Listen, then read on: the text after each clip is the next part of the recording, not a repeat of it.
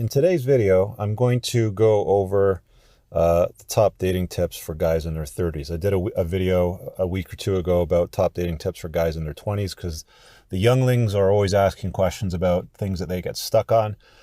And it was well received, and a few of you guys said, great, do one now for guys in their 30s. So let's go down the rabbit hole of the best dating tips you can get in your 30s. I guess what I should probably start off noting is that you've really got two options when you get into your 30s. You can keep doing what you're doing while you're in your 20s, which was basically, not getting into long-term relationships, dating, but at least understanding yourself, tuning into your intuition, subscribing to it, figuring out what you want to do in life, building your career, yourself, your business, whatever it is that you want it to do. Usually by the time guys get into their 30s, it sometimes even happens in their late 20s, they start thinking about settling down, getting married, having a few kids, that sort of thing. So you can go down one of two paths at this point. So I'm going to give you the best tips I possibly can from experience and from the guys that I've coached as well, on what you can possibly do to make better choices in your 30s when dating women. So the first thing that you need to understand is women as they get older, and many guys don't really get this until later on in life, but women as they get older, they start to realize that the window that they have for reproduction is slowly but surely closing. Now what that means is women are very aware that every month an egg drops, and that's one less egg that they have to have kids with. And the feminine imperative, female nature, is to reproduce. I've talked about baby rabies before, probably in a video or two in the past, and it's a real thing. Sometimes for women it happens in their 20s, in their late 20s. For almost all of them exclusively, it will happen by the time they're in their 30s, where they have this strong, yearning, unknown desire to find a mate and reproduce. And there's nothing wrong with that. That's human biology. That's what we're all designed to do by nature. But the problem with that is, as that window closes for women, they have less and less. What the hell is this dude doing on the on-ramp? That's not a good place to be, but as that window starts to close for them, they have less and less time, and they recognize that because as each month passes, they know an egg drops, and there's another period that's gone. Usually, by the time women get into their late 30s and even 40s, the risk of a high-risk pregnancy is very, very high. What that means is they can end up with more complications. They can end up with developmentally challenged kids, autism, retardation, all kinds of stuff. So they start to recognize, holy crap, I've done whatever in my 20s. For some of them, it's working really hard to establish their career. Some of them, it's screwing the pooch. Some of them, it's riding the cock carousel. I know there's a lot of guys that have commented on all these different angles. We'll set that aside. But the thing is usually by the time women hit their 30s, you have to recognize their imperative is to reproduce, and they have baby rabies. So how do you guys handle that? What do you do? Well, we're gonna take another big fat red pill today and have a little more awareness about feminine imperative and that need to reproduce. If you haven't read the book already, The Rational Male is linked below in the low bar of the description of the video. You should read it. It's recommended reading for all guys. It'll give you a lot more insight to the stuff that I can do in a very short video today for you. But let me get into the sorts of things that I've seen, heard, experienced, any combination of those things. Women will do whatever it will take to lock you down, fellas. One is the first thing that you need to know. So let's just kind of deal with that. Let's kind of go down that road for a little bit. They will act and behave in a way that will bring them closer to their desired goal. And you're thinking to yourself, don't say that, Rich. Not all women are the same. They don't behave like that. And I know some of you ladies are probably going to comment. Please feel free to say something below and engage in the conversation. But it is true. I had a coaching call the other day with a guy that was talking to me. He was 35. His girlfriend was the same age. And he was talking about his plans for the future and what he was going to do with his life. And he started talking about his relationship, and he was wondering if it was the right thing. She wanted to settle down and have kids. And an interesting thing happened, which will put this in the spotlight so you guys will understand exactly what I'm talking about. For the first 6 months of their relationship, There was a lot of turmoil. There was conflict. Things weren't easy peasy. It wasn't everything was tickety-boo and everything's fine. Usually there's a good stretch of a honeymoon stage when you start dating somebody, but there was a lot of rough seas for him. Let's just put it that way. And then when he announced that he was able to secure three very, very good opportunities, very well-paying, secure opportunities in North America. He was living across the pond. I'm not going to say where, but he was living across the pond. And this would have been a good lifestyle upgrade for him and his girlfriend. It would have significantly improved their life, their cash flow, tax bracketing, everything. There's a reason why a lot of people move to North America. Those that have will understand it. Those that haven't will just go, yay, America, or Canada if you want to be a mangina. I'm stuck here, but we'll talk about that some other time. So as soon as that 6-month mark happened, when he had that opportunity open to him, he now had really, really great future prospects, and all of the conflict and fighting went away. And she started talking about wanting to settle down and having kids. Let that sink in for a second. I don't even need to talk about the details of that. I just want that to sink in for a second. 6 months of some rough seas. Things all of a sudden look great in the future. They have the opportunity to both move to North America and live a brand new life in a better country. Turmoil stops. She wants to settle down and have kids. Okay? That is the feminine imperative. That is basically class 101. That's everything that you need to know.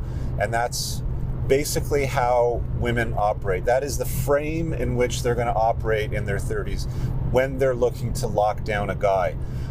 Now, they will start to act, and they can act in any number of different ways. They may stop behaving badly. They may make concessions. They may compromise. You may get outrageous, epic, mountains crumble to the sea and an S-cape falls out of her vajayjay, sex. But you may see a change in behavior to lock down the guy that they're looking to secure. Gynocentrism, hypergamy. Hypergamy is women basically marrying up economically, financially, security-wise. And of course, we live in a gynocentric society where virtually everything, with family law and that sort of stuff always favors a woman. So it's a very intelligent move for them. So you just have to have that red pill awareness that that's their imperative, that's what they're looking to try to do. And they'll do anything to convince you they'll basically tell you what you want to hear and do what you want to do to lock you down. That's why a lot of guys, if you talk to them that have been married for a while, you'll probably hear some sound bites along the lines of, well, everything was great up until the wedding, and then, we stopped having epic sex and we just had sexual intercourse, which is a totally different thing.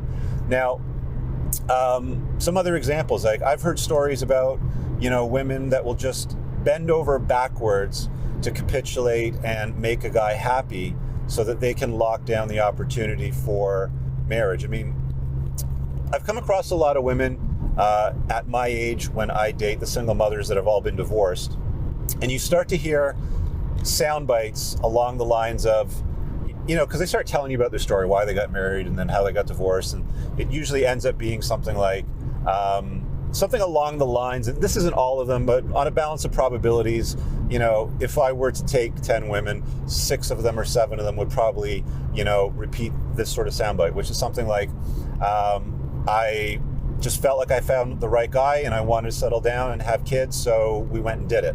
And quite often, there's actually a really funny Chris Rock stand-up portion. I think it's in his stand-up comedy called Never Scared. And he goes, fellas, the number one reason why women are pissed off at you, your woman is pissed off at you, is because you weren't her first choice. And the entire audience erupts into laughter because they all know it's true. Whenever you hear an audience erupt into laughter over stand-up comedy, it's because there's an enormous amount of truth to the narrative that's being told. It's not fictional, it's because there's an enormous amount of truth. That's why they're laughing at it. Now, you just have to be careful. So at this stage of the game, you've hopefully tuned into your intuition. You're probably very successful. Maybe you've bought your first house or saved up 50 to 100 grand, set aside some money for the future and what you want to build and where you want to go. So you have to pay very, very close attention to what women are doing that you're dating or potentially getting into a relationship with. pay very close attention to what they do, pay very little attention to what they say, and you always have to keep your eyes open and your ears open to the underlying truth of the feminine imperative, which is the baby's rabies, and the fact that the majority of women out there in the dating pool are looking to reproduce. If you don't have kids, stay away from women that have children. I'll put a link up on the top right of the screen for a video that I did many moons ago about a guy who didn't have kids that moved into a woman's life around that age, and you can, hear the story for yourself. But if you're a single guy with no kids from no prior relationship, just, stick to single women that have no kids. You can do what you were doing in your 20s. You may want to consider the option to settle down if you want to have kids, but just open your mind to the possibility that the narrative, that the programming, that all the stuff that society, your family, religion, and friends' pressures and family pressures have been hammering into you your entire life to settle down, have kids, and do the right thing, and be a man. Make the right choice if you're going to do that. All I'm saying is make the right choice, because there's nothing, and I mean nothing, in the world that can ruin your life faster than making the wrong decision and marrying the wrong woman. I promise you, take heed, fellas, take heed. Listen up. Make sure you pick the right one. Don't just settle down. Don't be her second or third choice.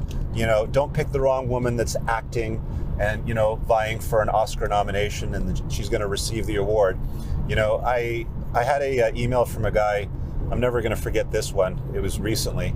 And he was telling me he really appreciated the videos, and thanks everybody that sends me the thank you notes. But he was telling me this brief story about how he was married up until he was about 44, and he lived through an era where he worked his ass off, had a well-paying job. His wife was a stay-at-home mom. The kids went to school. She still stayed at home, and basically during the era from 2008 2009, where he lost the vast majority of his wealth, but still worked his ass off to try to fix things. He was telling me that, his wife spent all of her time doing yoga, fixing herself, taking care of her body and doing all the self-care while he was working his ass off, and then journaling every night about what a failure of a husband that he was to her. And then when she had the opportunity to divorce him for the right financial rewards, she went right down the rabbit hole and did it.